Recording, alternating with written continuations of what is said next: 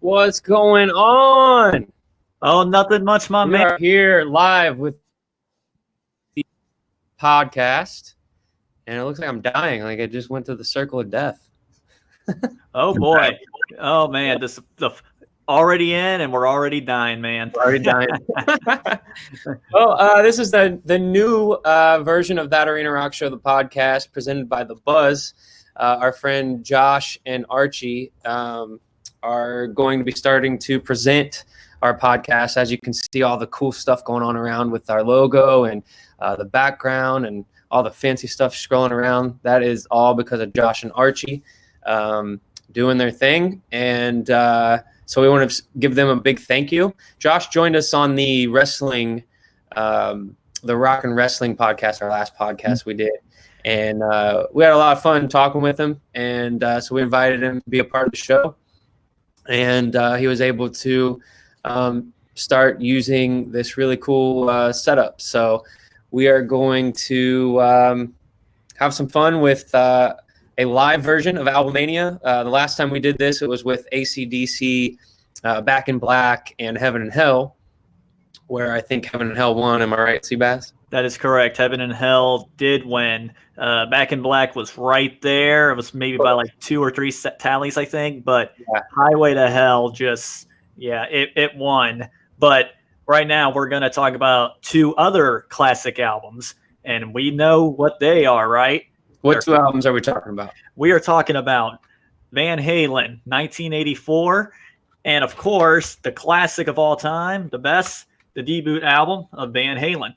Yeah, it's going to be a tough battle.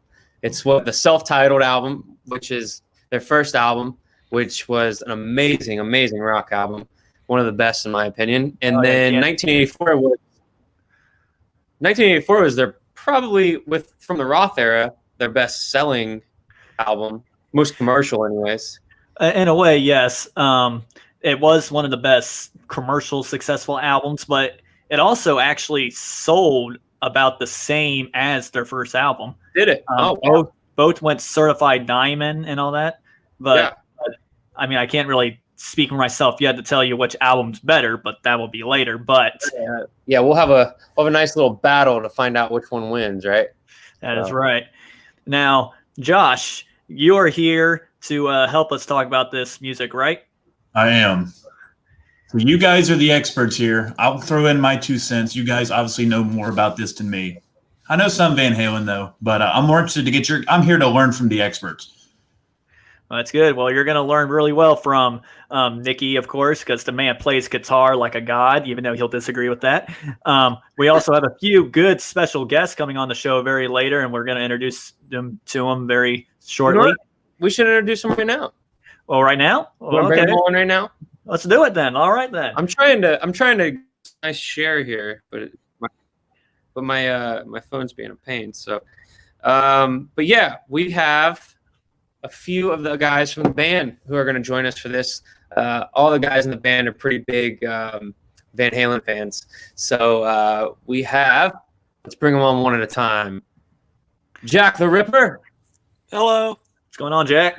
Not much. I'm ready. I'm ready to talk this out and figure out which one's best.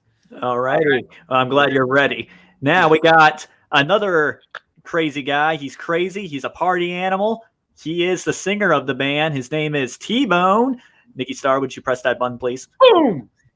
Oh, where's he at? Hey! Oh, there he is. Are you okay there, buddy? You look a little... Oh, there he is. How you doing? I'm doing fabulous this evening. How are you fine gents this evening? We are doing fantastic, my good friend. I'm glad you're drinking your, whatever that is, out of your little mug there. Coca-Cola. That's sweet tea, right? That's what we're going with. Wait. Is there another person we need to introduce? Yes, we have lead guitar extraordinaire, amazing and beautiful soul, Geddy Röse. Hey, how's it going? And he's wearing that awesome cap there. Every time he wears that, I'm thinking of LA Guns. Is he trying to pull out the LA Guns look? Yeah. Hey, thanks for having me on this, guys. Looking forward to doing some Van Halen discussion today. It's gonna be cool. Oh yeah, it's good to have you, buddy. Really good to see you. But hey, wait a minute. Don't you have something to talk about with the band? Do you have any future plans or something interesting going on? Yeah. We've got a big show coming up at JD Legends on New Year's Eve. True. Oh, Yeah. Very true. We've now got is some this show exciting going to be stuff we're- inside?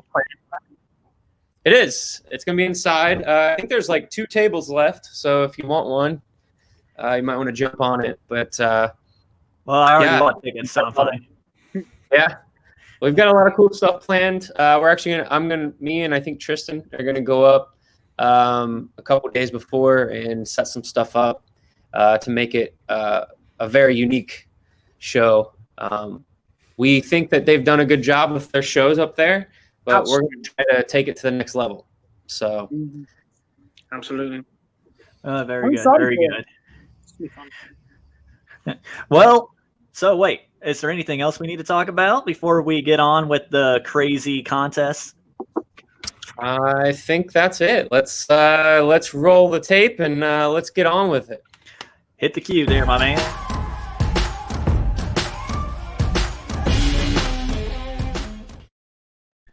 Woo! All right, so this is how this is going to work. We had to we basically take each album song versus song, and usually we do it in order.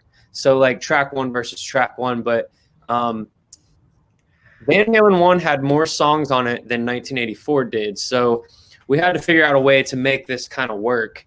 And the way we did it was we handicapped the first album since it had more songs. We took both cover songs off of Van Halen, the self-titled album. So we took off You Really Got Me, and we took off Ice Cream Man, which are both cover songs that Van Halen recorded for that album. So we took Sorry, TBone, no more ice cream for you.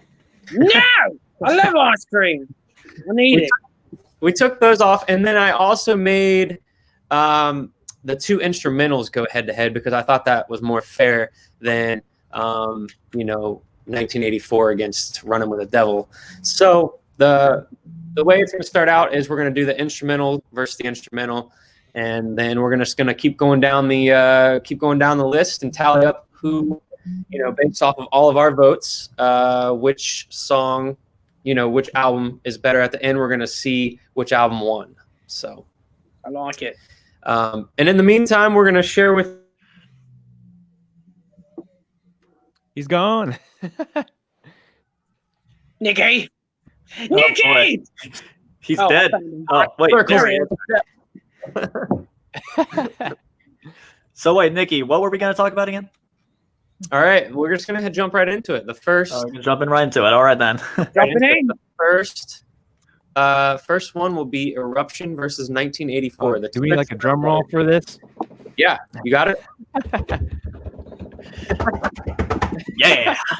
All right, who wants to go first? We'll keep. You know what? We'll just start me, Sebastian, Geddy, TBone, and then Jack. How about that? Or Right. Josh, are you gonna No, participate? you guys go ahead. When I feel the need to throw my limited knowledge in, I will. But I'm gonna learn from you guys. Okay. All right. Well, let's go first. Eruption versus 84. I'm going with Eruption. While I think the keyboard work on the intro of 1984 is cool, nothing compares to the lead guitar work of Eddie Van Halen. And Eruption is the masterpiece. Even though I've heard some stuff where he said like there's actually a part that he recorded in that's not actually perfect, which I would disagree. I think the whole thing's perfect, but he's, I guess, messed up on a part and actually just left it in there because the rest of the take was so good. So I'm going Eruption. All right. Well, I would say Eruption as well. I mean, the intro for 1984, I mean, it's a good start to the album, and then the way it ends and goes to the next track. But Eruption Man, it's like, what an episode how good Eddie Van Halen really was. But and also an interesting thing about Eruption is, this was the thing that he inspired, the picking technique, the two-hand picking. In some ways, Eddie kind of started that and popularized it. Yeah, a little finger tapping, I'm not going to say Eddie was the first one to do that, but he's the one that really made it popular with that solo. That might be the first. I can't really think of a song before that really included that. Can you? I mean, not in the top of my head, no. But again, he really made that popular. And, when he did that, I mean, all the guitar players started to do it. And it just became like the thing of the 80s for guitar players. Yeah, that's who I think of when I think of finger tapping. It's like Eddie Van Halen, man, all the way. Like you said, like I don't know if he was the first one to really do it, but that's the guy who really made it into an icon, Right. Mm-hmm. Well, Jack, what do you say? Eruption or 1984? Whoa. We didn't even get Geddy Rose's answer. Oh, sorry. Oh, am I next? I don't know what the order Geddy. is. I don't know if it's the same order on your guys' screen as it is mine. Okay. Yeah, It's like the Brady Bunch over here. I'm looking up and everybody's around me. Hey, you. It's not the story of a man named Brady, okay? Hey, Geddy, what's your opinion, though? Oh, it's going to be a quick one, man. I'm going to have to go with Eruption. I mean, Nick mentioned a second ago, 1984, it's got some great keyboard work in it, but as far as even when I think of Van Halen, that's when I grew up listening to Van Halen, and that was the first thing that stood out to me was Eruption. And it's everybody knows Eruption. Eruption is just the perfect display of just one of the best guitarists of all time. And I don't think you can get much better than that. So it's going to be hands down, pretty quick and easy, Eruption. Very good. Very good. And now I'm hoping this is the right person in order. TBone. Yes, indeed. All right. About time. T-Bone's time to shine. All right. Now, for me, this one, it's a no contest. Obviously, I would have to say Eruption. However, I've got some good reasonings for it. So hear me out. Right. So with Eruption, instrumentally, I think it's a far better song. But think more than just a pure hard rock and roll song. 1984, it's kind of more lighthearted, but 1984 does the purpose it needs to do for that album. See, the reason I go more towards Eruption is the perfect lead-in on that album to some of their hard-hitting songs, like Running with the Devil right there. Once you go Running with the Devil, I mean, you've got a hard rockin' riff to start it out, and then you go right into a hard rockin' song. Now, you go to 1984. You've got the song 1984 on the album, and you got to think of the album itself. You've got a picture of an angel kid on there. Granted, the angel's holding a cigarette, but think good, right? Think good to an extent. You've got a lighthearted, very groovy jam with 1984, but it a lighthearted jam kind of builds into Jump, which is a very lighthearted, happy song. So for what the purpose is, it's kind of, I think instrumentally, hands down, Eruption takes it. However, I think 1984 does the purpose of what it needs to do for the album. So, but for me, I'd have to go Eruption.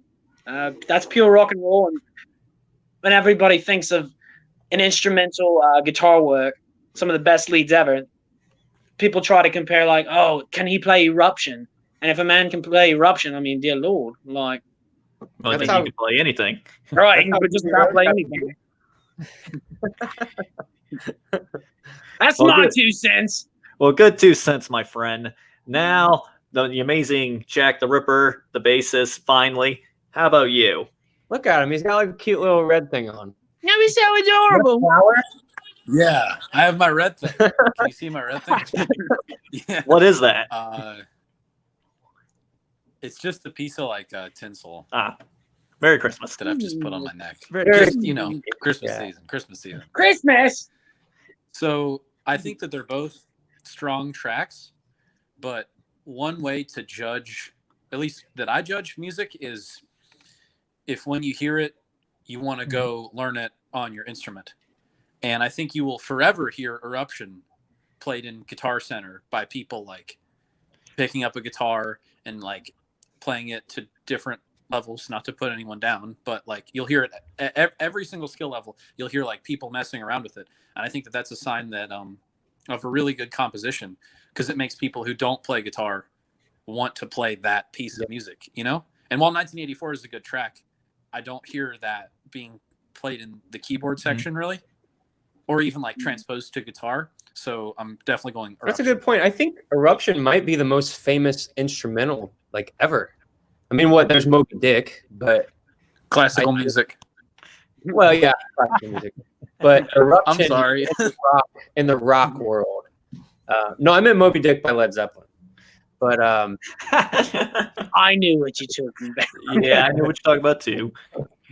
But anyways, yeah, I mean, can you name a more famous instrumental in the rock world? I don't know that I can. Not at the top of my head. No, Eruption really would be the first thing to come to my mind. At 1984, I mean, that's to me kind of rare that I would walk into a studio or a shop and say, "Oh, that sounds like 1984." No, I never heard 1984 in any type of shop.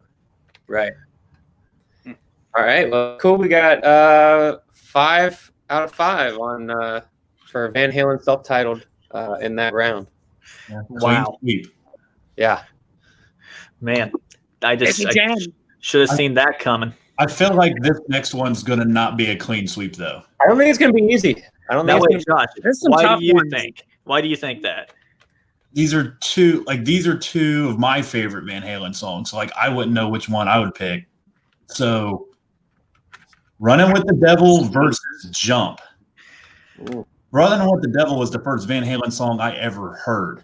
So, like, I have that sentimental thing, like, man, these dudes are badass. And then Jump, obviously, like, one of their more mainstream classic hits. So, Seabass, which one would you go with? Well, you know, it's funny because I have a very weird history with Van Halen. You see, I grew up with the Hagar era, so it's kind of interesting how I discovered Roth. But in terms of which one I would go for, I think Running with the Devil would be mine, only because that was the time when you could really hear that they were hungry, they were raw, they were heavy, and they were going all out just to, have the audience see something they never heard before. And the way it starts with that, dun dun with the bass, it's like, something crazy is going to happen. Jump, on the other hand, I mean, it's a great song. Love the keyboard in it, and you hear that, you feel happy, and you're just like, yeah, let's go jump, let's go party, do whatever you want. But again, Running with the Devil, that just shows, how hungry Van Halen was at their early stage. Like, they really wanted that success. Yeah. But that's just me. So Running with the Devil, that's me. But what about you, Nikki? What do you say?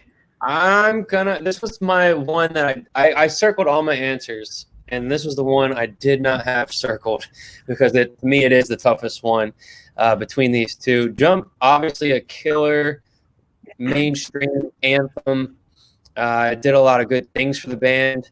Probably broke them into, a lot of different markets that they weren't in. It's like going into the pop world type stuff.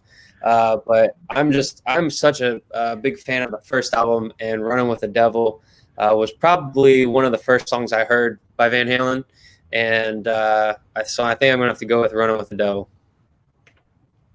Running with the Devil, man. It's just got that, like you said, they were hungrier on that album than 1984, in my opinion. At least Jump versus Devil. So. Well, right there, Running with the Devil. They're always running with the devil. Now, Geddy, I have a question. Are you running with the devil or are you jumping? What are you doing? Ooh. Smooth. And quarantine season, I'm out of shape. I'm gonna say walking with the devil. Is that an acceptable answer? I don't know. I got to talk to him about that. Taking a stroll with the devil. Take it nice and easy, All right, so I think it's my turn to go with this one. Before I give a solid answer, I will highlight a few things from each of them. All right, so Running with the Devil, it's got one of those intros where as soon as I hear that, that train and the horns sliding in that intro, I know it's coming, and I'm like, oh, I can't wait for this. This is a good song. I know what this is. As far as Jump, literally it's the same thing. You hear that very first chord in the keyboard, and it's like, oh, this is Jump. It's got to be Jump. And I feel like both songs have such a high level of just familiarity with the fans, and just they're both iconic. So it's like, man, just like Nikki was saying, I didn't circle my answers, but I was kind of like, this one's got me stumbled for a little bit. But there's different parts about him. So Running with the Devil's got that real melodic guitar solo, which is kind of a cool change of pace because, you just hear Eddie shred his butt off on the whole album. But then he kind of reminds you in Running with the Devil, hey, I can also write some really sweet melodies. And I think he nails that for that song. That's just what it needed. Mm-hmm. And then as far as Jump, it's kind of like, I think Nikki mentioned it earlier, where it's like, man, this kind of gets them in that new market. It's got that hint of a new genre in them that kind of really showcases their musicianship and their ability to write in different styles. And because of that, because Jump is new and it's its own thing, really, I'm actually going to go with Jump. Not to mention it's got a killer guitar solo. Right. So Oh, well. I might guess be an you're. unpopular choice, but I got to go with Jump on this one, man. Wow. All right, then. Jump. Well, he's not walking with the devil. He's jumping. Jumping. He's jumping. You ain't dealing with it. He's jumping. Now, what about you? Are you jumping, TBone? Because, well, you usually are jumping, but are you going to jump? On this one, I think I'm going to take a run with the devil. Here's why. See, the thing with Jump, right? If you want to judge this based on commercial success, then you're going to go with Jump. Because I think overall, to the everyday person, people who aren't even into rock and roll at all, it's like Geddy said, when they hear that first keyboard part, they're going to know that's Jump. But what I think fully encapsulates, am I saying that word correctly? Whatever! The pure edginess and the rock and roll spirit of Van Halen is songs like Running with the Devil. Because, you've got that initial bass beat, that dong, dong, dong. You already know something's up. So the way the albums are lined up, I always go back to how the albums are lined up, and especially how they play them live. But with that, it's a hard-hitting song right away, immediately. Now, think of a song like Jump. I could see bands not very well instrumentally covering that. Some, yes, some not. But if I was to think of singers trying to sing songs like Jump, I could see a lot of singers singing Jump, right? But it takes a certain kind of person to sing Running with the Devil. And hear me out. David Lee Roth, I'm a Roth era Van Halen guy. I like the Hagar years too, but I'm a Roth era Van Halen guy. Mm-hmm. Roth, I don't think, had the best voice. But I do not see, and whether he did or not, I could not envision Sammy Hagar singing a song like Running with the Devil. I could see him singing songs like Jump. I think there's a certain thing about Running with the Devil that really, it's got that kind of edginess to it. I mean, the title alone, but just something about the whole rock and roll spirit, especially around the late 70s and the early 80s when that came out. I think it was about 78, roughly, somewhere in there. Yeah, 78. 78, around. So there's just something about that song. I think if you want to think Van Halen, what are you going to think of? I think the first thing that would come to my mind would be Running with the Devil versus Jump. And I think instrumentally, yes, you've got your keyboards and Jump and everything. That's cool. Outstanding. When I go to a rock and roll show, I want to focus on the guitar work and the bass work and the vocals. Running with the Devil does that for me. Mm-hmm. Well, good input. I really like that. And actually, speaking of Hagar, he actually did sing Jump in one of the concerts. I forget what year it was, but it was the time when he was still new to the band, and he actually pulled it off, but that's not what we're here to talk about. Mr. Ripper, how about you?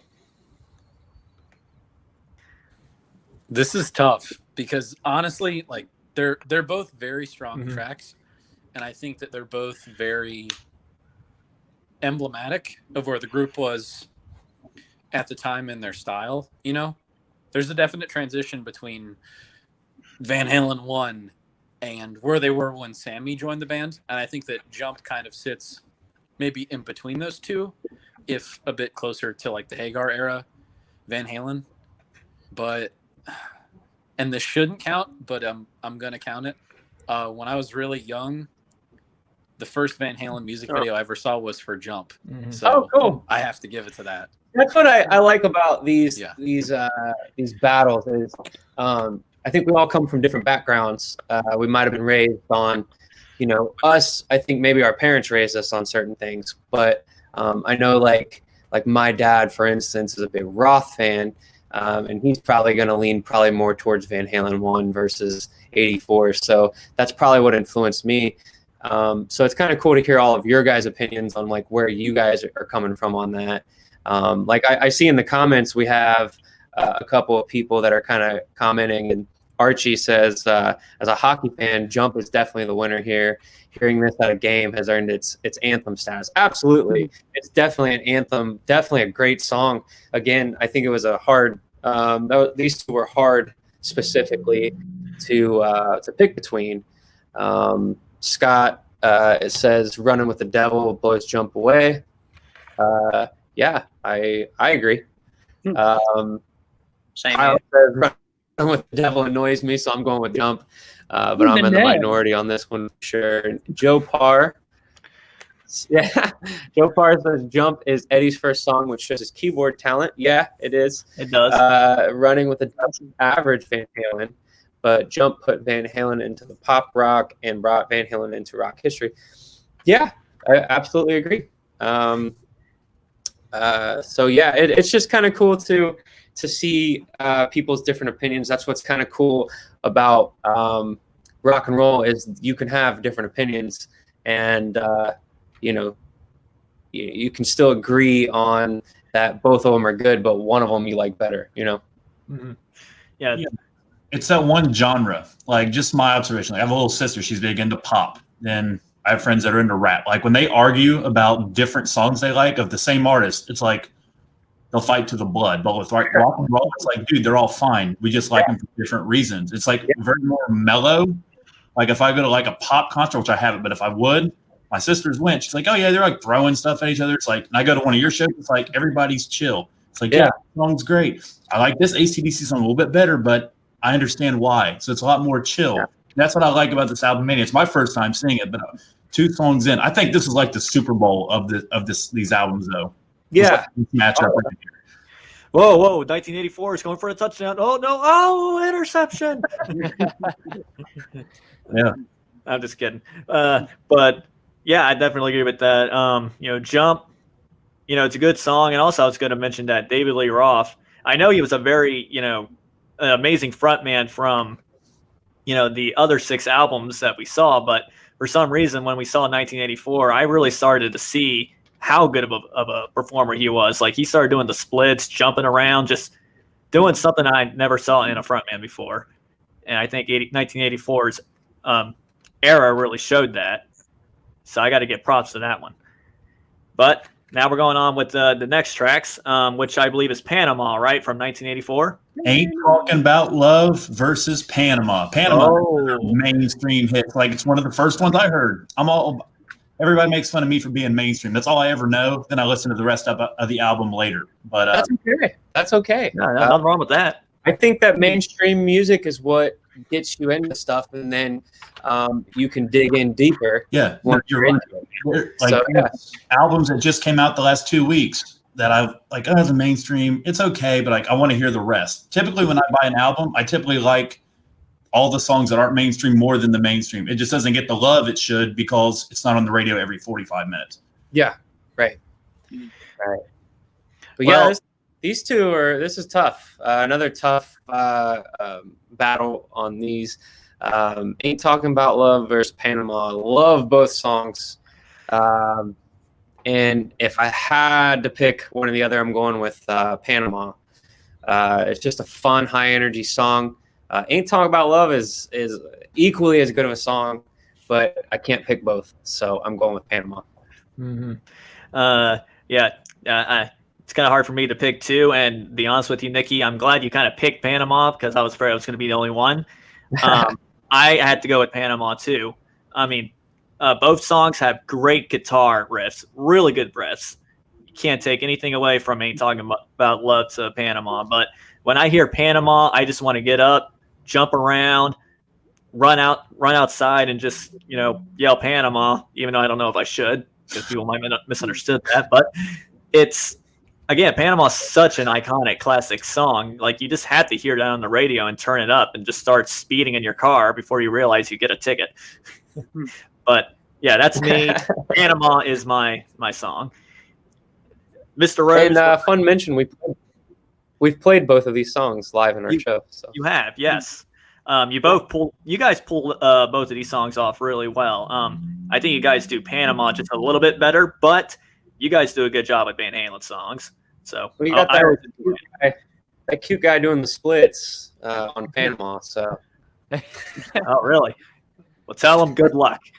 I can take it to a dance studio because I know one, because I used to dance. I don't know. Dancing is a skill that I don't think I will ever even come close to mastering. I can seriously teach you. I was just told the Cupid Shuffle doesn't count, so I can't dance either. Geddy, if you could do the worm on the stage, you can do anything. No, I don't know about that, man. The worm is the only move I got. So, well, okay. Well, so, man, Mr. Rose, what about you? Here. Yeah, what about you? What do you got? So, man, there's parts about both songs that I love. I'll tell you that. I mean, I think that, like you guys were saying, when I hear Panama, that's the kind of song that, like, that's the party rock anthem. That's like what I think of when you're at like a party and it's like, hey, what are we gonna play to pump people up, to get them excited? I think, well, everyone is gonna go crazy to Panama. Panama is a great song. Panama is that song that will get you on your feet and get you moving around, And then on the other side, we got Ain't Talking About Love, which I think it's a little hard to compare the two, but I think there's a lot of strong things about it. As far as like guitar techniques goes, like the main riff is super cool, and then the dynamics that Eddie Van Halen adds to it, where he just adds a touch of the flanger and just a couple of the notes out of that riff, that's like, man, he's really paying attention to the detail there. He's really got like some dynamics in his head that he's trying to get out on this record, and I think that's extremely unique. So I think both of them have really, really cool aspects to them, but I think that only by a slight hair that Panama's going to win on this one, because it's super well known. Everybody knows it, and it's a great song. There's cool chords, there's cool guitar parts to it, but the party's getting started when you hear Panama playing. Mm-hmm. So I'm going to go with Panama. Definitely agree on that. Panama, man. And Nikki, Panama is going to win, I think. But let's see. Let's see. We're 3-0 right now. Well, hey, let's see what Mr. TBone has to say. We only got two more. These other two guys, I don't know, man. They might change. They might. I don't know. But TBone, what do you say? So this was the toughest one on my list out of all of the songs on here. So for different reasons, Panama, that is a pretty ultimate party song right there. So like that alone is pretty amazing. If you break it down into things like background vocals, you've just got a lot of basic gang vocals, but they're really good. They do they do the purpose that they need to do. Very good on the Panama. Like it's great. Ain't Talking About Love. Once again, it's gang vocals, but there needs to be a more particular focus on hitting those notes right, like hitting them right on cue. That being said, to an extent, I think Ain't Talking About Love has a better anthemic riff than Panama. On the spot. All right. Well, I'm thinking. See, the thing with Panama too is it had once again more commercial success. It had a music video to go along with that, so it helped provide for more audiences to see it visually. And when MTV was popular in the '80s, that helped bring more commercial success to the song itself. Mm-hmm. I think songs like Panama, where they had the kind of like that little breakdown thing, right towards the end of the song. Right, it gets slow. Gonna edge my seat back. Stuff like that. It's kind of switching it up a little bit.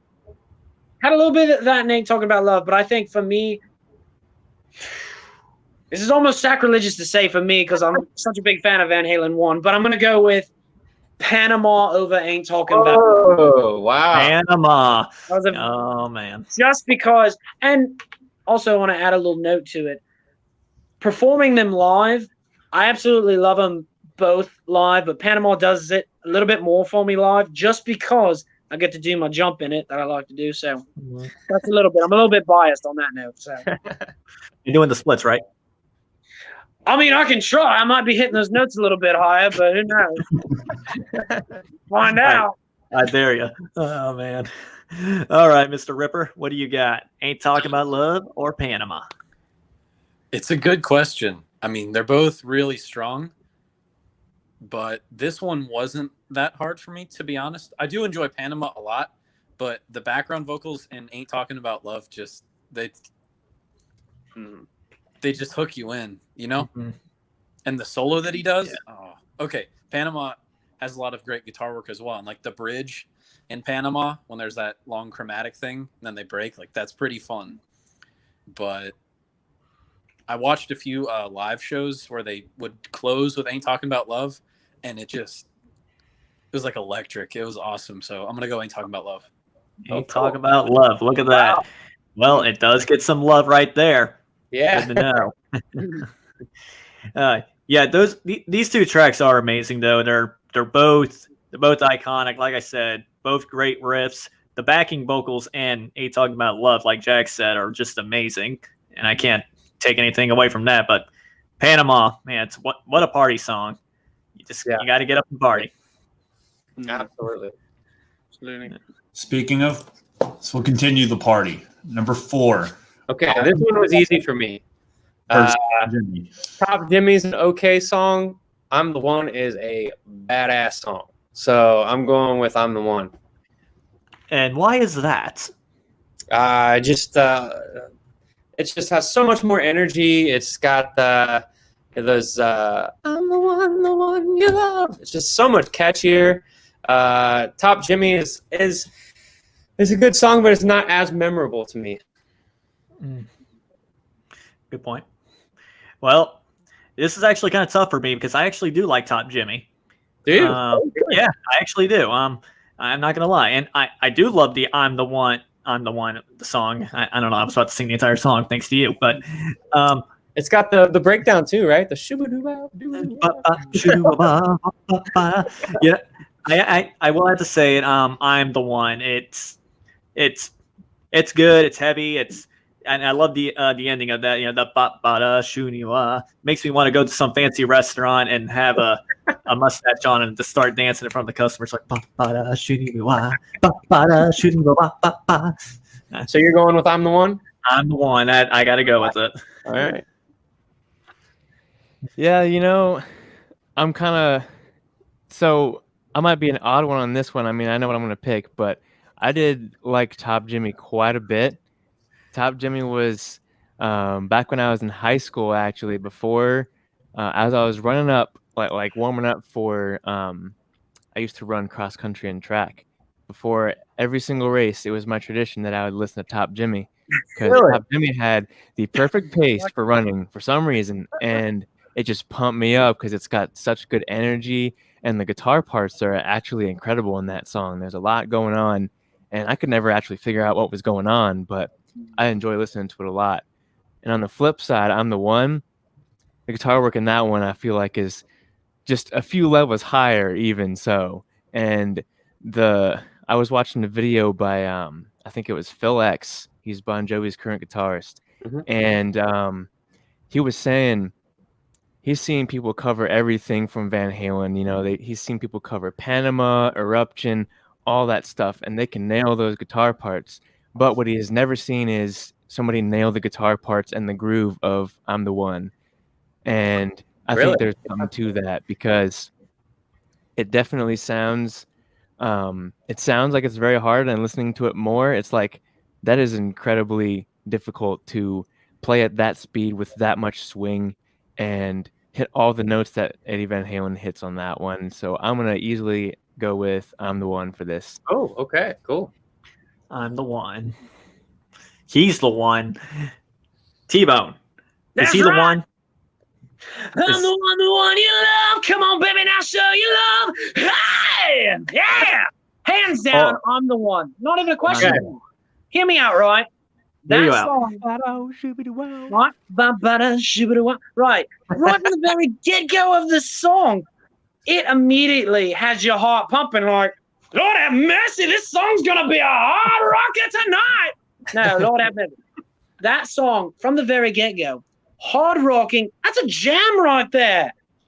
And then even in the breakdown, you've got like, all of a sudden you're just like, hey, are they a barbershop quartet now? What is this? Oh, hold on, I think I actually dig it. And then they come back into the background vocals. Show your love. Show your love. The top Jimmy. I'm gonna give it some credit. It is jam. I do like it. It's groovy. It's a groovy beat.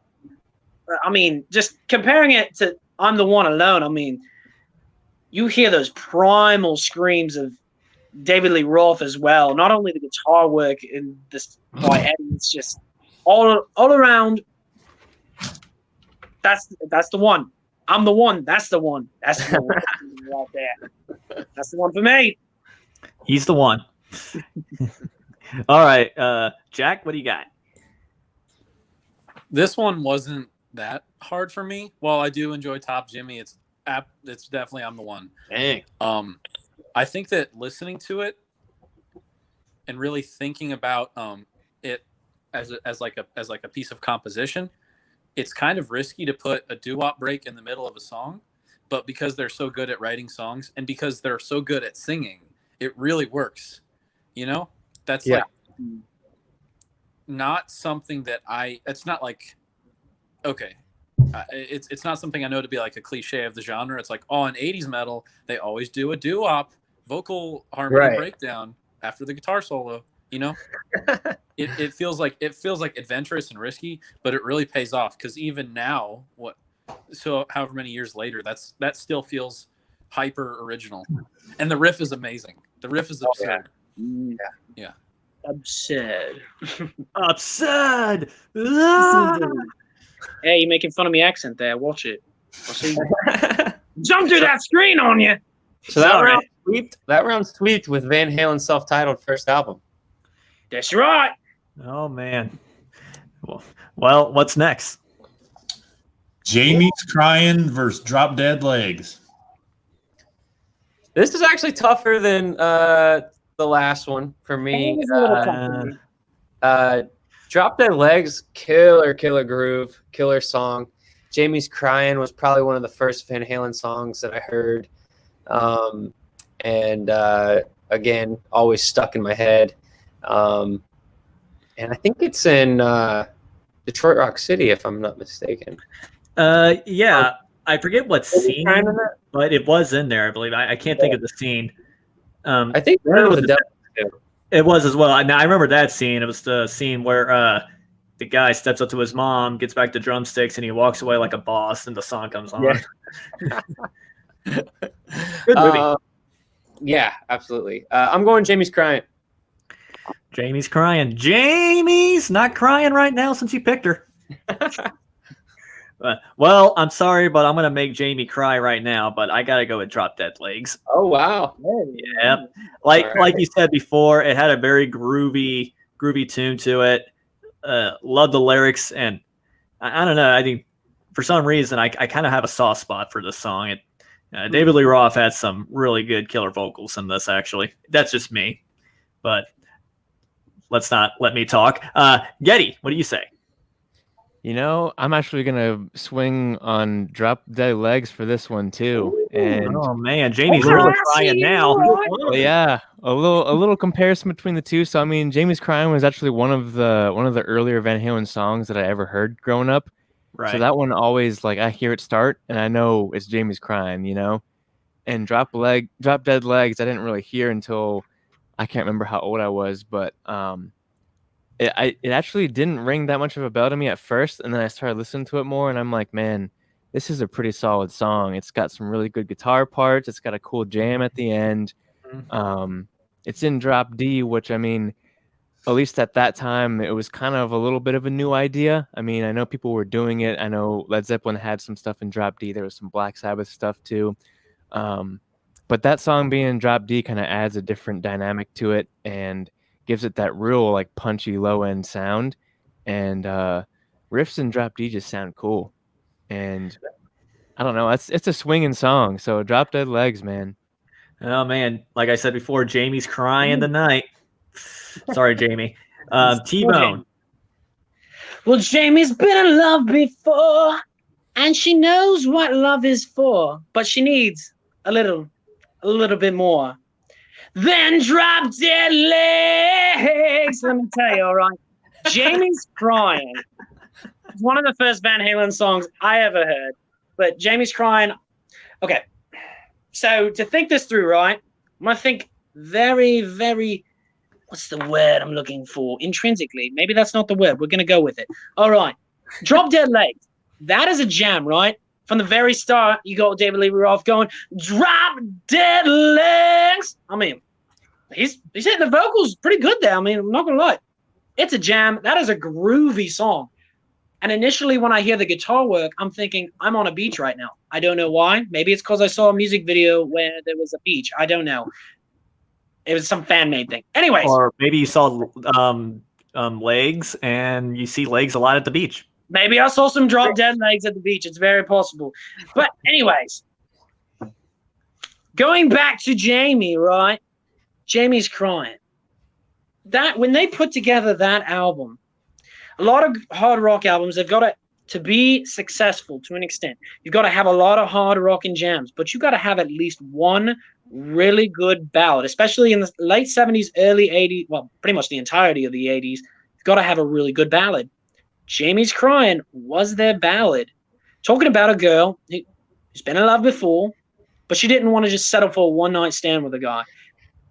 If you look at those two songs, right, just lyrical content alone, Drop Dead Legs, yeah, the ladies are going to like that initially, but I think the ladies are especially going to pull for a song like Jamie's Crying. I don't know. I feel that's not my deciding factor. I'll just a little side note on that. But once again, Jamie's Crying, that's my vote because the initial drum beat alone just gets me hooked on it, and the guitar riff, solid. All right. Well, Jamie, are you happy now? You better pick again. 2-2. What do we got, Ripper? Ripper. Come on, Ripper. Ripper. It's a good question. Come on there, Ripper. Draw. Come on! All right. Jamie's Crying has very strong backing vocals, which usually just biases me beyond thinking about anything else. But the riff in Drop Dead Legs is tremendous. The one it opens and Eddie's alone, as he should be, because he's really good. And then when Alex and Michael come in, that track probably has the most groove to me out of anything in their discography. So it's without a question Drop Dead Legs. Oh, 3-2. Also, I listened to it the day that I graduated high school, so it's like forever associated with, beginning summer. And even if I listen to it now, it's almost Christmas. It just like feels like the weekend, It's kind of like an almond joy makes me feel like I'm on vacation. I don't know. We almost learned that song for a show once. Yeah. Yeah. Well, you guys should play it.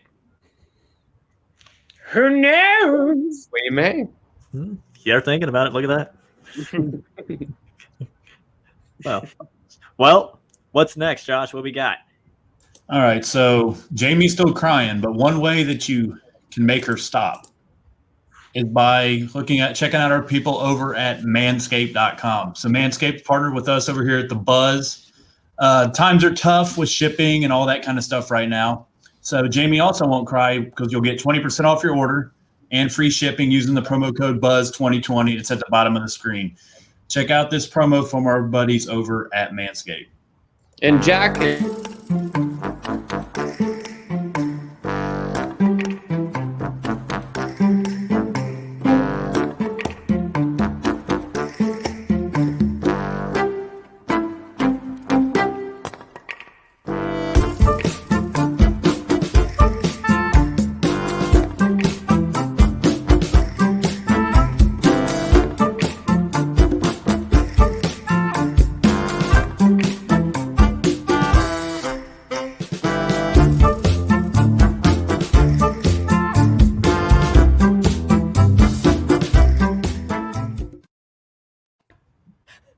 What I was going to say is Jack the Ripper. That's actually Jack the Ripper in that commercial.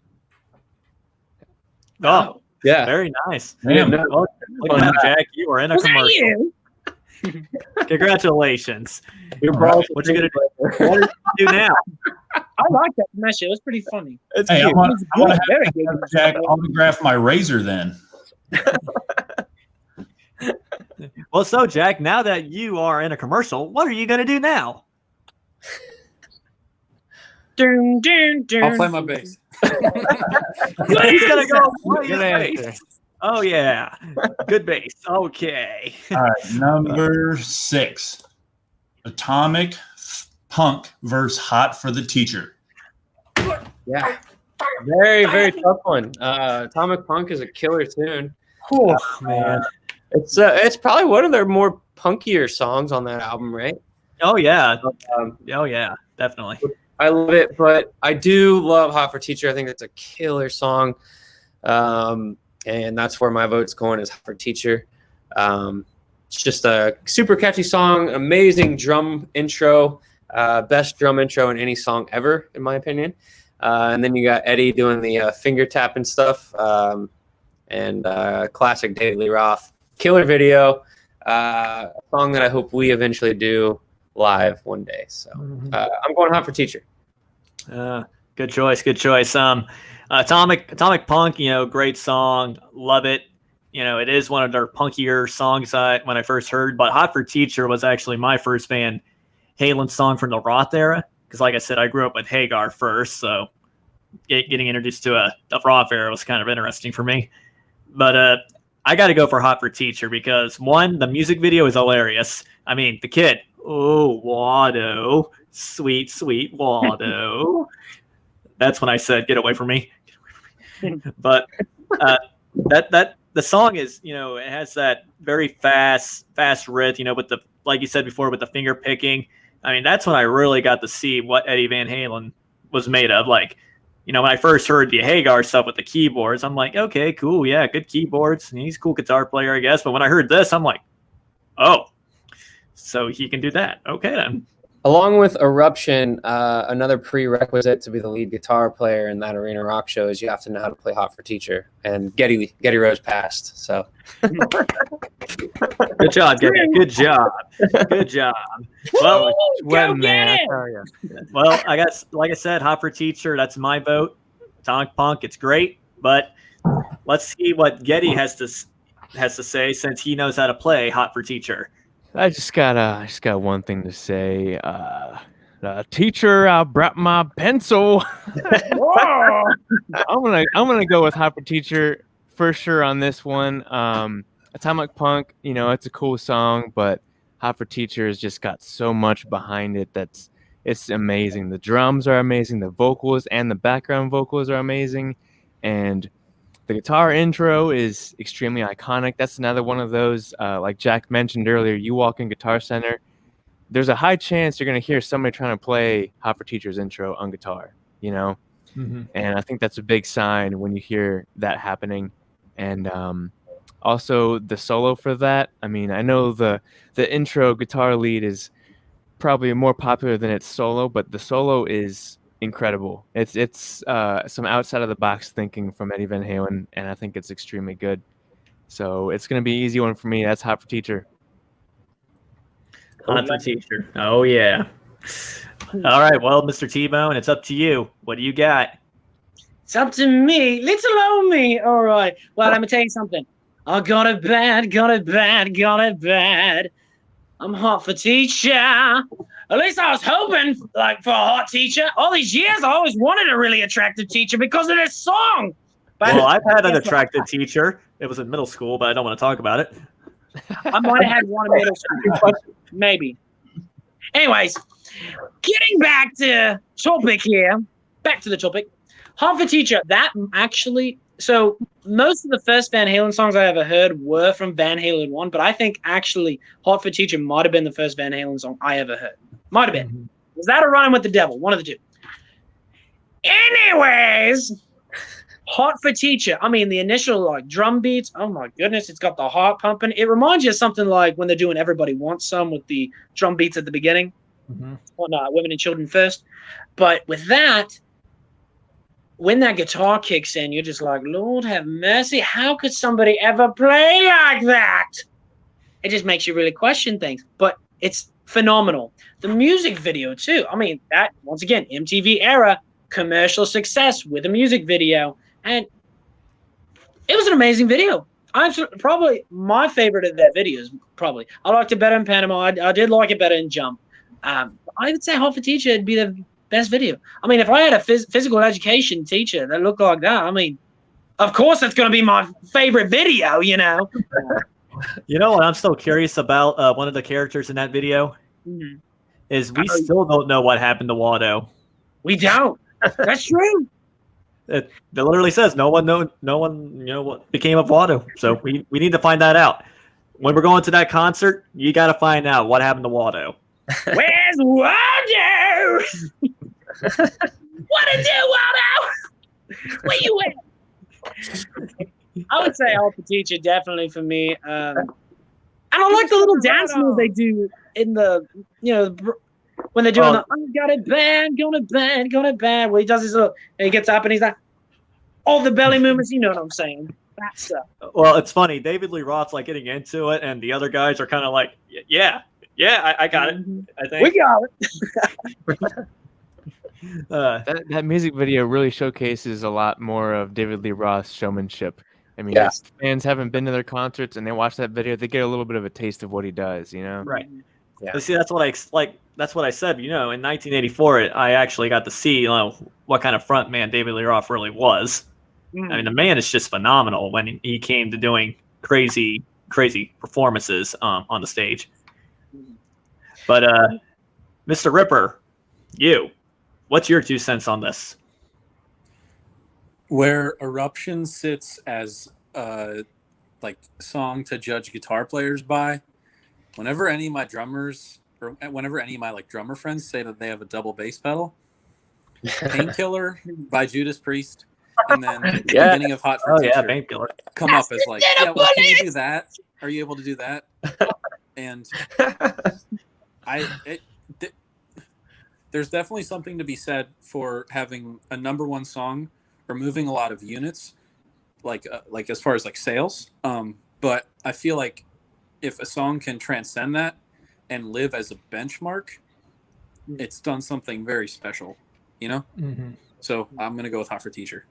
Hot for Teacher. Oh, man. Hot for Teacher took down Atomic Punk. Man. Sorry, Punk. Gotta go. Well, Feel Your Love Tonight versus I'll Wait. I'm both of these are pretty decent songs. To me, they're like either or. Like they're both fine. Both great songs. I'll Wait was actually the second single off of 1984, which I did not know until I started looking it up. But I am personally gonna go with Feel Your Love over I'll Wait. I'll Wait's cool. It's got that 80s, like almost like am I thinking of this right? Peter Gabriel kind of a vibe. Am I thinking of the right name there? You thinking of it sort of like in a way like Sledgehammer and all that, with the keyboards and sympathy. Who's the singer? Who's the drummer for Genesis? Phil Collins. Phil Collins. Yeah. It's kind of got like that vibe to me for some reason, but like that dude's voice. But Feel Your Love's a better song in my opinion. So, well, this is actually interesting for me to pick because my favorite track is "I'll Wait." Oh, Lightsaber. Wow! He even pulled out a lightsaber. Making a point there. I had to do that. Sorry. I'll Wait. I love the keyboard in it. That little. I love that. So it's very catchy. It's very memorable. Like every time I hear that, I know I'll Wait's going to be on. And I don't know why, but I imagine myself, dancing around, like with a little stick thing that Alice Cooper uses. He slings it around. For some reason, I imagine myself doing that, even though David Lee Roth doesn't really do that. But that's just me. Feel Your Love Tonight, great song. But I'm sorry, I'll Wait it's got to be mine because it's just my favorite track off the album. Oh, cool. I respect it. Respectable for sure. Plus, he's got the lightsaber in there. He's making a point. You don't want to mess with him. I mean, you you Don't put a mess lot. with that man. Hey, I actually got 2. Oh, He snap. ain't playing. Damn, it's not white, man. You better pick it. Round. Oh, I will zap you. Anyway, Hey, at least he's not on the dark side. I didn't see a red lightsaber, so True. safe there. I might. You know, on this one, He could have taken it from a real Jedi. yeah. Yes, that's like killed the True. Jedi and killed him. You know. Pulling some Grievous stuff on there. You know, this one was fairly easy for me. I actually, I think that "Feel Your Love Tonight" is probably one of my top songs off that album, honestly. So I'm gonna go with "Feel Your Love Tonight." "I'll Wait's a great song. I think it's got some cool vibes to it. It's got some great parts, but I'm gonna go with "Feel Your Love Tonight" because that riff is just, at least to me, when I hear that guitar part, that don't, I just know, oh, that's a great song. It's one I always jam to. It's kind of like some bands I've been in. It's been a little bit of a warm up where we just kind of start jamming around, and that riff just somehow makes its way out there, and we just end up playing the song. So I don't know. It's just it's got a lot of special memories in my head, and it's one of my favorite tracks off that album. So that's it for me. I like it. All right. Now for you, T-Bone, what do you got? You're gonna say, "I'll wait." You better, or I will zap you with this lightsaber. But here's my thing. Why wait when I can feel your love tonight, ladies? Hey! Ooh, backfire. That was good. That was really good. All right, I'll give you on that one. Hear me out, right? All right. Geddy Rose made a very good point with it's got good vibes. Like the thing on All Wait, it's got very good vibes in terms of like, are you for real? Dun, dun, dun, dun, dun. Like it's kind of, I mean, it's not too fast, not too quick, but it's not something like where Feel Your Love Tonight, where I get into the chorus. I mean, you can sing along with I'll Wait, no problem, with the chorus especially, but Feel Your Love Tonight, I feel like that's something you've got a whole crowd singing with you. I can't wait to feel your love. I can't wait. You've got like the background vocals highlighting that. Van Halen, a big thing for me is the background vocals where they just kind of heighten the song itself. Feel Your Love Tonight. We're getting funny in the back of my car. I mean, starting off a song just like that, lyrical content alone, it's just, you already know that it's going to be a feel-good, happy song that everyone's going to enjoy. Boys, girls, you name it. Mm-hmm. So that's the one I'm going to go with. Feel Your Love Tonight. I think vocally it's better. I think that's a big reason for me. And it's also more of a sing-along song. Yeah. Well, what do you got, Jack?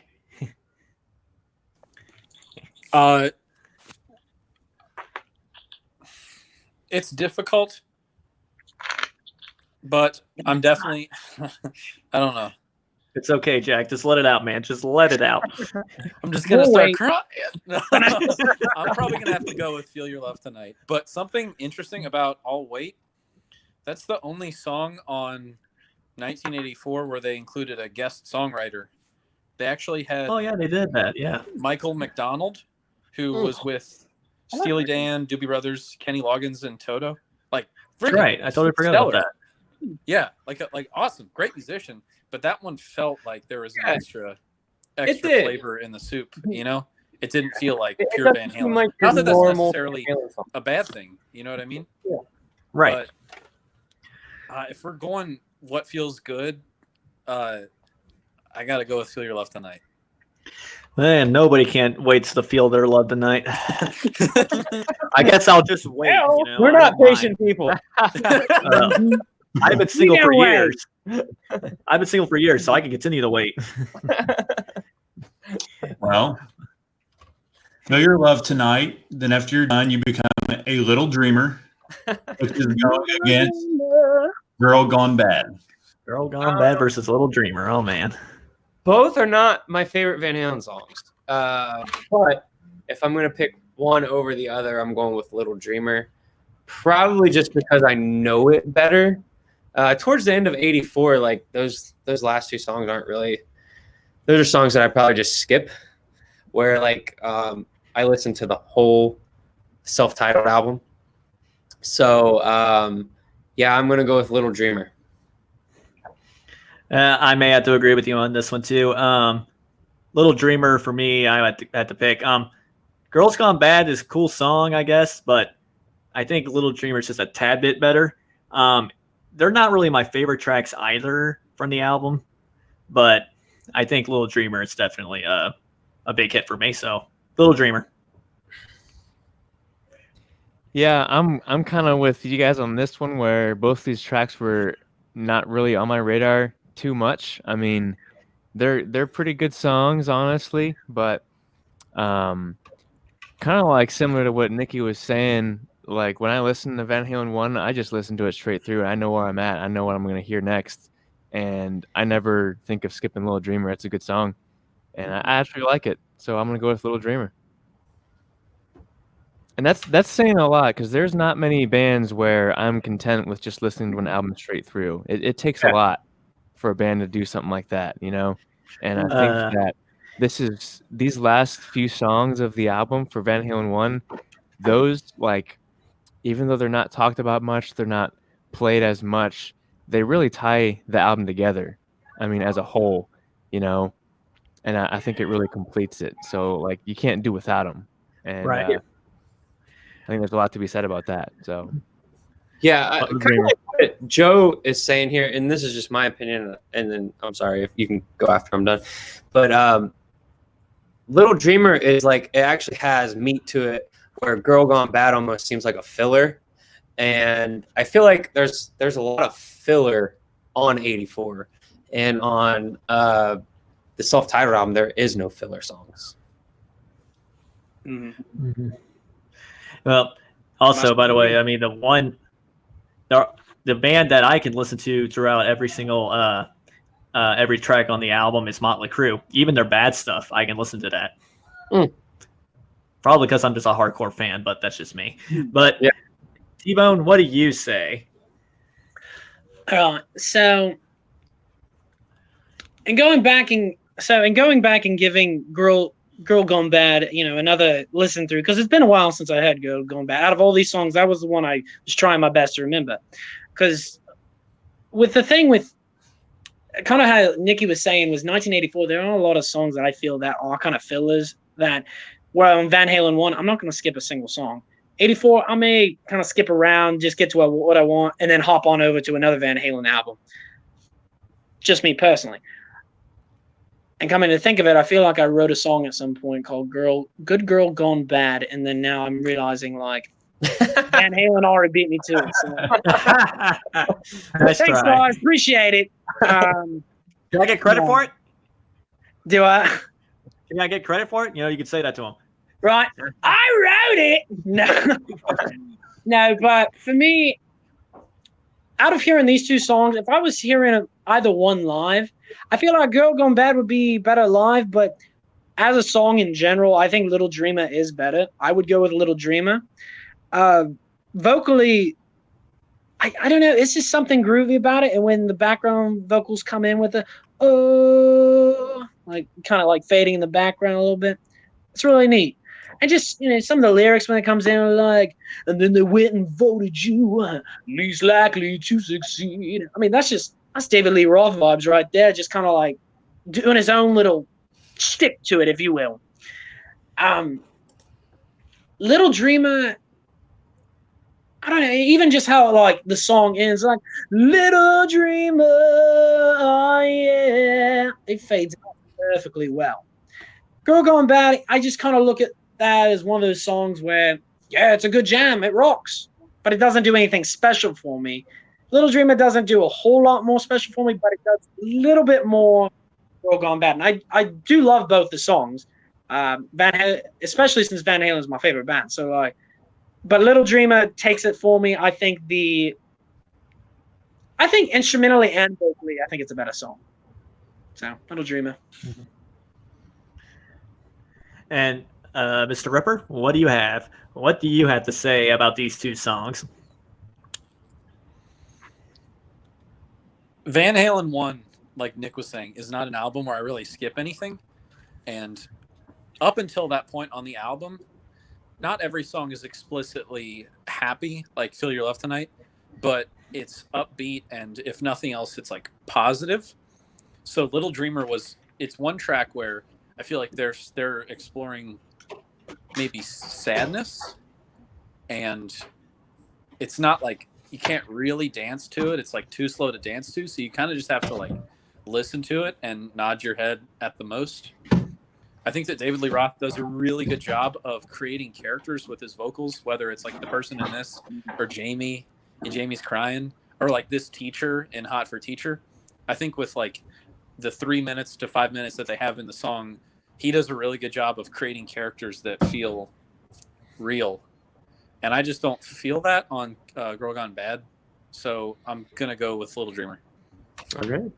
Good point. I like that. Self-titled album. The final one. All right, here we go, y'all. On Fire versus House of Pain. Wait, which one? Faster Pussycat? That's what my mind goes to on that song. If it was Faster Pussycat, I think it would be a little bit more of a contest. Probably. On Fire for me. It's just a way more fun song. House of Pain, again, another filler in my opinion. On Fire is just killer with that I'm on fire whole thing, which is cool. And yeah, that's what I'm going with. Very good. And you know what? I had to say too, I'm on fire. I have to go with it as well. House of Pain. I actually do like that song, even though it is sort of a filler type song, but I don't know, I always found it cool. But House of Fire I just found more memorable, and I love the vocals that are, like you said, I'm on fire. And it's just amazing vocals. And it was such a good track just to end it with, let's end the album good, and they ended it strong. So On Fire is definitely on my list. And Jack or Geddy? I was saying, skip, man. Come on. Skip this boat, Geddy. Man. Sorry, Geddy. You can go ahead. Oh, you're good. You're good. This one's kind of easy for me. I think I'm going to pick On Fire on this one. I used to listen to House of Pain a few times when I was kind of growing up, and I do like that song. But as far as On Fire goes, I feel like that song is a little bit more influential than people give it. Like when I hear On Fire, I hear a lot of other bands that have come out of that. I know, like, I don't know, the top thing that comes to my head was there's a lot of the band Extreme. A lot of their sound is kind of reminiscent of some of the On Fire vibes, in my opinion, and that kind of makes me wonder. It's like, man, I feel like the song On Fire doesn't get as much credit as it should. I think it's a great song. I think it's a challenging song, and it really continues the whole it kind of leaves you wanting more after you hear that song towards the end of the album. It's like, what did I just listen to? Like, is that it? When's the next album coming out? Like, I need to know now. I feel like On Fire gives you that feel, and the background vocals are killer. The lead vocals are killer. The guitar part, everything about that song it's top notch. It's a good one. I like it a lot. So On Fire.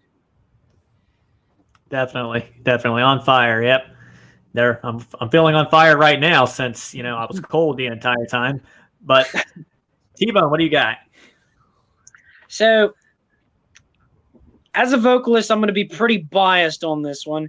I'm going to go with On Fire because every time I hear that jam, every time it comes on, or whenever I'm just, if I flip the song on, Spotify, Apple Music, you name it, every time I hear that, I'm always trying my best to try to match the heightened vocals of David Lee Roth on that, because I think that was one of his better vocals, like on that album, because he hit some high notes on that. Just thinking about the little bit just hearing the vibrato in his vocals there, and then you've got background vocals on top of that, kind of underlying that. I mean, it's overall, you've got it's the perfect finale piece to that album. It really seals in the deal, and kind of like Geddy Rose said, leaves the people wanting more. They're like, oh my goodness. this band Van Halen. I need to see them live. I'm ready for the next album. When does it hit the stores? I need to know. Oh, look at that hair flip. That was smooth. Anyways, House of Pain, right? I got to give it some credit. Out of most of 1984, other than their big hitters like Heart for Teacher, Jump, Panama, other than your big hitters there, I think House of Pain for me was actually one of the groovier ones. Like I felt like it had a real groove to it. There's just something about it, just kind of, I don't know, it really got me into it, but it was not something as unforgettable as just that entire album of Van Halen 1, but especially On Fire as the closing piece. If House of Pain is the closing piece, which that is I'm trying to remember, that is the last song on 1984, correct? Yeah, correct. That is the closing piece. It just doesn't do it for me as On Fire does. Because overall, I just think when you create your albums, you got to have a theme, and you got to follow that theme throughout. And 1984, it's got a theme. It's got a great theme. It goes on for a bit, but it kind of gets, I feel to a certain extent, there's just kind of filler songs here and there where he kind of loses the idea of that theme. I don't know. That's me. Nothing wrong with that album. Amazing album. Love it. All around Van Halen 1, though, especially with that closing song, it fits the entire theme that it's needing. It's pure, edgy, hard rock and roll. In your face. Letting you know what's up. Well, you certainly let us know what's up with that statement, so thank you for that. But we need to hear what Mr. Jack the Ripper has to say. Is he going to go with House of Pain or On Fire? Let's find out, ladies and gentlemen. Jack? So I think 1984 was definitely a different step stylistically, and House of Pain to me feels like Van Halen saying, hey, we can still rock, you know, not that the keyboard influence stuff isn't great, but it's like different than the hard rock that they had on their first album. And it feels like them saying, you know, this is still a part of us and we can still write like this. That album felt like 1984 felt transitional to me. And that's like one where, you know, one foot is by the synthesizer, and then with House of Pain, like they're keeping a foot by their like harder stuff on Van Halen 1 and Van Halen 2 and Women and Children First, and more of that style. And while House of Pain is a good song, and it does have a pretty good groove, I'm gonna go with On Fire because that has all of the, like, not to call them gimmicks, but gimmicks of Van Halen. It has crazy guitar work. It has David Lee Roth doing that like whistle thing. You know what I'm talking about? There's not there's not a proper name for it, but when he's like on fire and he's like in this weird distorted falsetto, and then you have Michael Anthony's like super high vocals and these loud drums. While it may not be a single that Van Halen has that's the most memorable, like Run with the Devil, it has like all the things that make them. And because of that, it's a really good way to close out the album. So I'm going to go with On Fire. Awesome. Very good. Very good. Yeah, it's interesting the way you said something about, the keyboards with 1984. I don't know if I hope I read this right when I was, looking up the information, but I actually heard that Warner Brothers did not want the keyboards at all. But then Eddie Van Halen, made his own studio known as 5150 and kind of just made it on his own. Am I correct on that? Which is, I heard something about that, but I can't confirm it. I don't know if I'm 100% sure or not. But I think it's interesting how, Eddie, went his way and said, you know what, guys, I'm going to make my own studio and just make this album on my own. So goodbye. Yeah, and I'm going to give some last Van Halen thoughts before we announce which album won. And you guys are more than welcome to do the same. But an incredible band where every single person in that band was important. I think that their band inspired pretty much the whole hair metal, whether people like it or not. It inspired the whole hair metal genre. Because before Van Halen, you had Led Zeppelin, you had Kiss, you had Black Sabbath, but you didn't have the guitar hero per se. I mean, Jimmy Page, Ace Frehley, yeah, but those great guitar players, probably two of my favorite guitar players, they weren't the style that Eddie Van Halen is. And what Eddie Van Halen was basically, you know, Ace Frehley, Jimmy Page on steroids. And that inspired, I think, all those bands that you see come after Van Halen, you know, Rat, Dawkins, you know, any of those bands that basically had an amazing guitar player, great drummer, solid bass player that could sing, and a showman of a frontman. You know what I mean? I am very much a huge Kiss fan. Paul Stanley is probably my favorite frontman in general. But I think he's my favorite frontman with a guitar on. Without a guitar, I think David Lee Roth is my favorite. The guy is just the best showman ever, in my opinion. I finally had an opportunity to see him. He opened for Kiss on the End of the Road tour in Columbus. How was that? I heard he actually did a good job. He did. There were some videos that went around of him recently singing, and it sounded horrible. But when I seen him, he sounded fine for however old he is, 70 something. But what I couldn't stop paying attention to was how, like, I was hanging on to every single second. I was watching him the entire time. You know what I mean? He was just so charismatic. Just the little things that he does, I just couldn't take my eyes off of him. And I was just like, damn, like, what does it take to be like that, you know?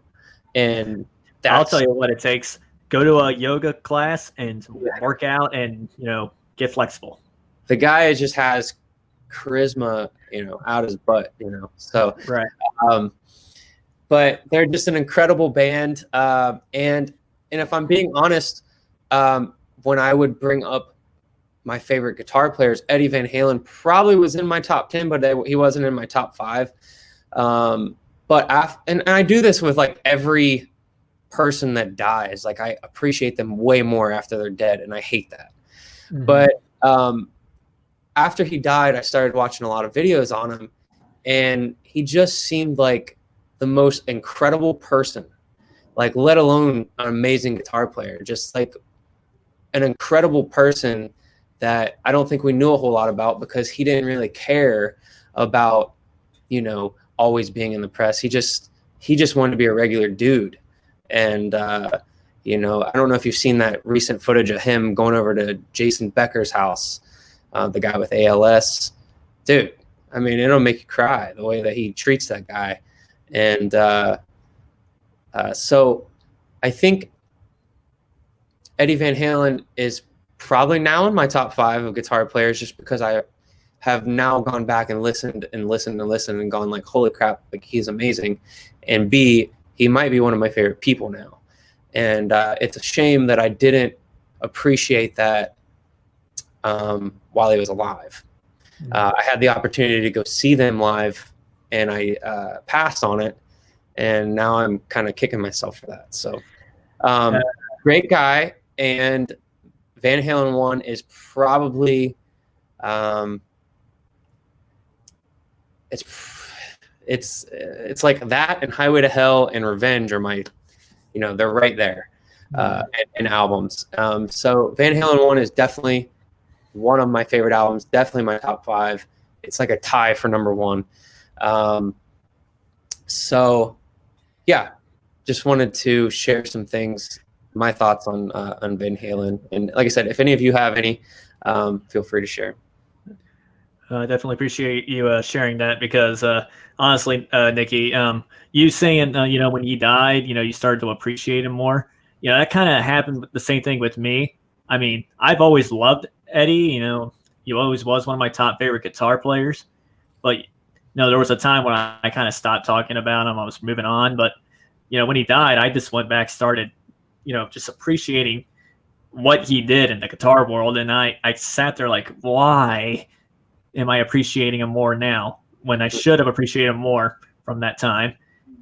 And it's funny, I actually did have an opportunity to go see him as well, but I had to, you know, go do some church stuff, you know, for 2 years. But so that kind of stumbled on me. But yeah, good input. I really like what you shared there. Is there anything you guys want to share about the band, or just your thoughts on the music or anything?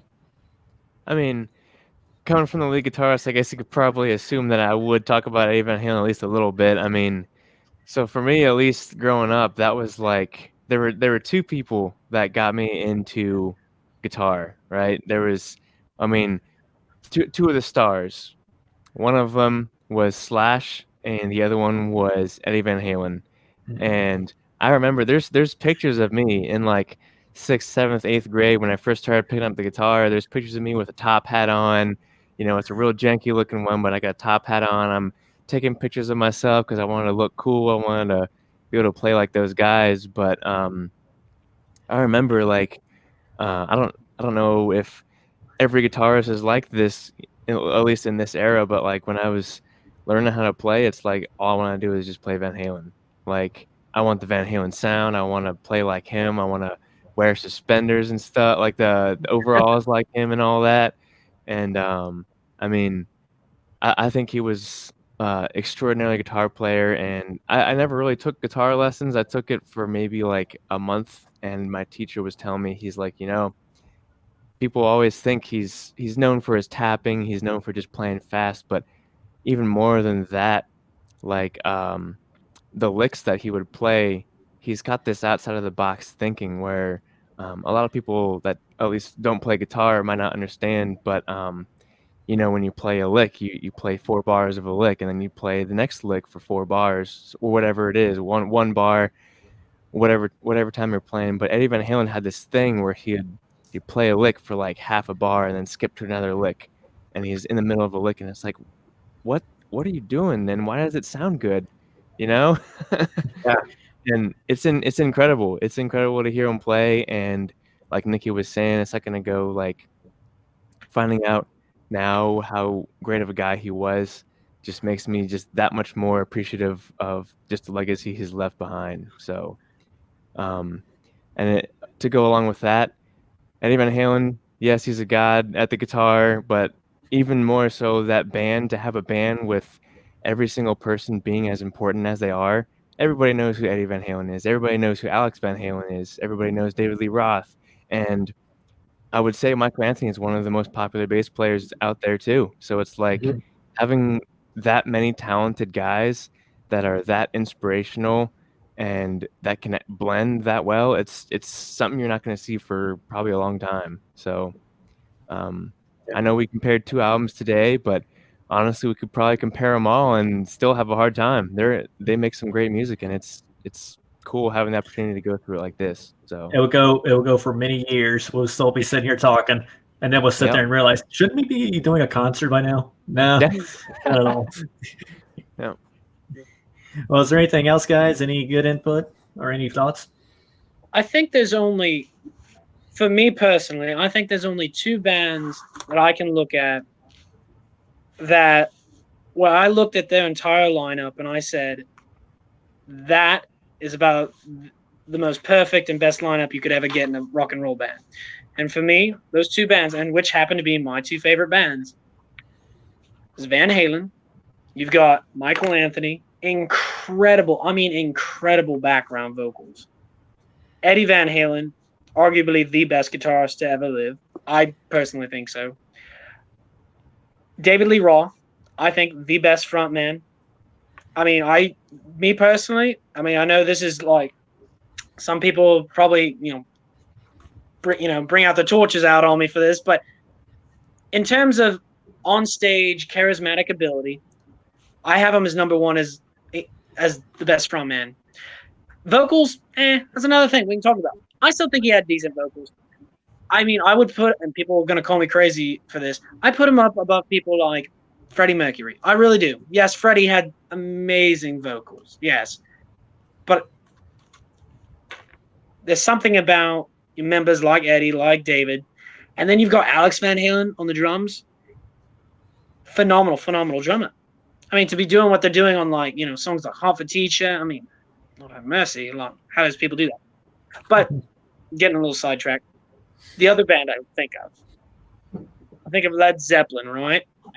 Robert Plant, John Paul Jones.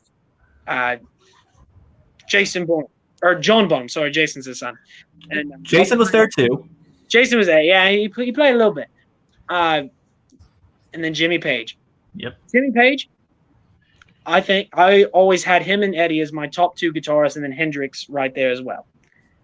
Me personally, I mean, those are the 2 bands right there where you've got the most perfect lineups possible. I look at Led Zeppelin, musically all around perfect. Mm-hmm. Entertainment-wise and musically, and the most hard-rocking concert I want to go to, Van Halen. And when I want to go to a rock show, I want to personify something that looks like Van Halen. Like what they did on stage, and if, per se, I was writing music, it would be something like that. It has to be that high-energy, in-your-face rock and roll. And for me, entertainers like David Lee Roth, he's, as a frontman myself, that's the biggest inspiration for me as a frontman is David Lee Roth. And then Eddie, just the whole lineup, phenomenal. Definitely agree with you on that. And yeah, what a talent they were. Anything else, guys? You got any more thoughts before we rank the songs? I think that I mean, Nick said this earlier, but Van Halen kind of created the blueprint for what bands would do for the next 10 years. And even just Eruption kind of just permanently installed some tapping section in all the guitar solos that would be released, you know? And I don't think you can understate the influence that they have on, you know, people picking up the guitar, whether they were a band in the 80s or even now. They made a lot of great art that I think will continue to stand the test of time. And also Michael Anthony is amazing. He's really good. He's so good. Well, he is a great bass player and a great backing vocals. I've always liked them. Yeah. I think that like that's maybe one, like you can look at Eddie and be like, okay, his shredding is kind of beyond my comprehension right now. So it's just like art and he's just dancing around. But I think that Michael was on an equal level with his vocals, but because, I mean, his vocal cords are internal. You're not seeing all that crazy stuff happening, but I feel like he was pulling equally as much weight playing not regular bass lines and singing like that. Mm-hmm. And, you know, being in tune all the time. He's always in tune. Yep. Yeah. Even now when he's like 65, he's like still a tier singer. Yeah. And he still sounds great, even with Hagar. I mean, I got to give him props for that. Well, is there anything else, guys? Or are we getting ready for the break-in? Yeah. I'll say one last thing. Oh, yeah. Go ahead, Geddy. I don't know who was adding that. Somebody was talking. I don't want to step on your feet. No, go ahead. I was going to say, apart from the music that they make, which is incredible, I think their icon is also huge. I think that two things super stand out to me. One is their logo, and the other is obviously Eddie Van Halen's pinstripe design. And it's I mean, it's kind of funny to think about the band like aside from their music, but if you think about it, like I know when Eddie Van Halen passed away, I opened up my Facebook and I saw every single person was posting just pictures of just that pattern, nothing else, you know. And I think, man, that is like, it's the most simplest thing ever, but somehow that's one of the coolest things I've ever seen. I mean, I don't know what you guys think about that, but I think it's cool. Yeah, it's iconic as hell. And like, I think he just like, from my understanding, he built his own guitar, and to make it look cool, he just threw that paint job on it. And who knew that it was going to be so iconic? You know, how many years later that, you know, when did they start? Like 75, 76?